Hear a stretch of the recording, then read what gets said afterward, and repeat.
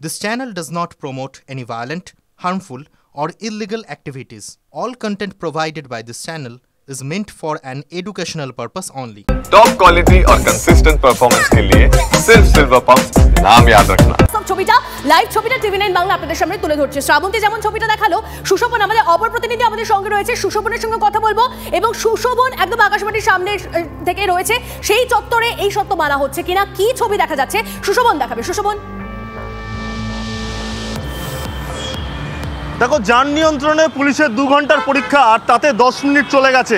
তোমাকে প্রথমেই দেখাবো যে একেবারে আকাশবাণী যে জায়গা, এইখানটা গুরুত্বপূর্ণ। তার কারণ একদিকে হাইকোর্ট, অন্যদিকে রাইটার্স, আর এই ঢিলছোড়া দূরত্ব একেবারে 21শে জুলাই সভামঞ্চ। স্বাভাবিকভাবেই এই জায়গাটা যানজট মুক্ত রাখা পুলিশের কাছে চ্যালেঞ্জ, আর সেই চ্যালেঞ্জ কিন্তু ইতিমধ্যেই দেখা যাচ্ছে পুলিশ যারা রয়েছেন, কর্তব্যরত অফিসার, তারা এখানে দাঁড়িয়ে রয়েছেন এবং কিভাবে কাজ হচ্ছে সেটা মূলত দেখানোর চেষ্টা করছি।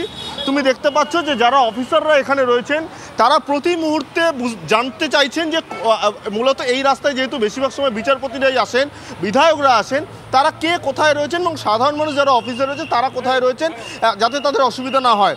যখনই গাড়ির সিগন্যাল কিছুটা হলেও থামছে, তখনই কিন্তু যারা মূলত বাবুঘাটের দিক থেকে আসছেন তাদের কিন্তু এই আরেকটা ব্যারিকেড করা হয়েছে, যেই ব্যারিকেড মূলত বাবুঘাটের দিক থেকে আবার 21শে জুলাই মঞ্চ বা ধর্মতলার দিকে চলে যায়। তুমি দেখতে পাচ্ছ এই হলো রাস্তা, আর ঠিক তার উল্টো দিকের যে রাস্তাটা যেটা দেখছো, যেটা ফাঁকা রয়েছে, এই রাস্তাটা কিন্তু আবার হাইকোর্টের দিকে চলে যায়। স্বাভাবিকভাবে এই রাস্তাটা বর্তমানে ফাঁকা রাখা হচ্ছে, তার কারণ এখানে সাধারণ মানুষ, হাইকোর্টের কর্মচারী, এমনকি বিচারপতি যারা রয়েছেন তারা আসছেন।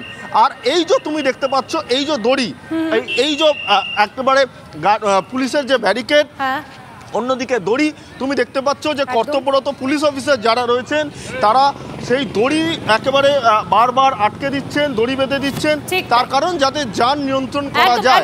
আমরা ছবিটা দেখতে পাচ্ছি যে টাইম স্প্যানটা দেওয়া হয়েছে, যতটা এলাকার জন্য এই নির্দেশ আরোপিত রয়েছে, সমস্তটাতেই কিন্তু এখন অব্দি যান নিয়ন্ত্রিত হচ্ছে, পুলিশ কর্মীরা কাজ করছেন সেরকম ভাবেই। সেই ছবি আপনাদেরকে আমরা দেখাচ্ছিলাম, শ্রাবন্তী আমাদের প্রতিনিধি দেখাচ্ছিল এবং সুশোভন আমাদের প্রতিনিধি, অপর প্রতিনিধি, তিনিও দেখাচ্ছিলেন। তবে আপনাদেরকে জানিয়ে রাখি, এই যে যানজটের কারণে 21শে জুলাইয়ের সভাস্থল নিয়ে প্রশ্ন তুলেছে হাইকোর্ট।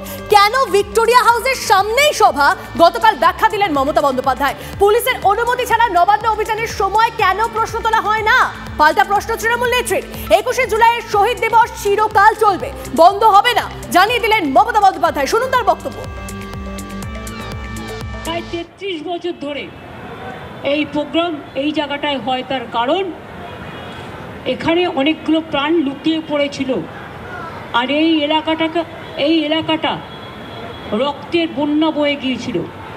তাই আমাদের বছরে একটাই প্রোগ্রাম শহীদ স্মরণে আমরা এখানে করি, এবং এ নিয়েও অনেকের আপত্তি আছে, অনেকে আপত্তি জানায়।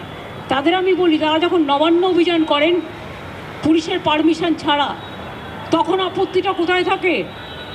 আমাদের প্যারালাল প্রোগ্রাম করতে গিয়ে তাদের প্রোগ্রাম করতে হয়। কই, তাদের যখন সেন্ট্রাল প্রোগ্রাম থাকে, আমরা তো প্যারালাল প্রোগ্রাম করি না। তৃণমূল কংগ্রেসের কাছ থেকে শিক্ষা নেওয়া উচিত, দেখা উচিত। আর কথায় কথায় চোর ডাকাত বলা এছাড়া কোনো মুখের ভাষা নেই। এবং 21শে জুলাই চিরকাল চলবে, এই প্রোগ্রাম কোনো দিনও বন্ধ হবে না।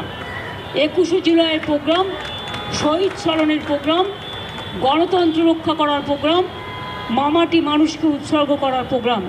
এই প্রোগ্রামে চিরদিন আপনারা যেমন আসেন, চিরদিন আপনারা আসবেন এবং থাকবেন। এইটা আপনাদের শুনলাম তৃণমূল নেত্রী মমতা বন্দ্যোপাধ্যায়ের গতকালের বক্তব্য। আজকের বক্তব্যের জন্য আরেকটু অপেক্ষা করতে হবে। তবে দেখুন, আমরা বেশ কিছু ছবি দেখাই তো আপনাদেরকে 21শে জুলাইয়ের দিন।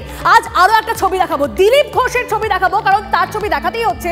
খড়গপুরের একটি মন্দিরে পুজো দিচ্ছেন তিনি, দিলীপ ঘোষ, তিনি পুজো দিচ্ছেন খড়গপুরের একটি মন্দিরে। আপনারা জানেন আজ উত্তরবঙ্গে উত্তরকন্যা অভিযানও রয়েছে শুভেন্দু অধিকারী। আর এদিকে আপনারা জানেন 21শে জুলাইয়ের সভামঞ্চ থেকে তৃণমূল নেত্রী মমতা বন্দ্যোপাধ্যায় তিনি ঠিক কি বার্তা দেন সেদিকেও, সেটার জন্য সবাই মুখিয়ে রয়েছেন। কিন্তু তার মধ্যেই দিলীপ ঘোষ তিনি খড়গপুরের একটি মন্দিরে পুজো দিচ্ছেন। দেখুন সেই ছবি।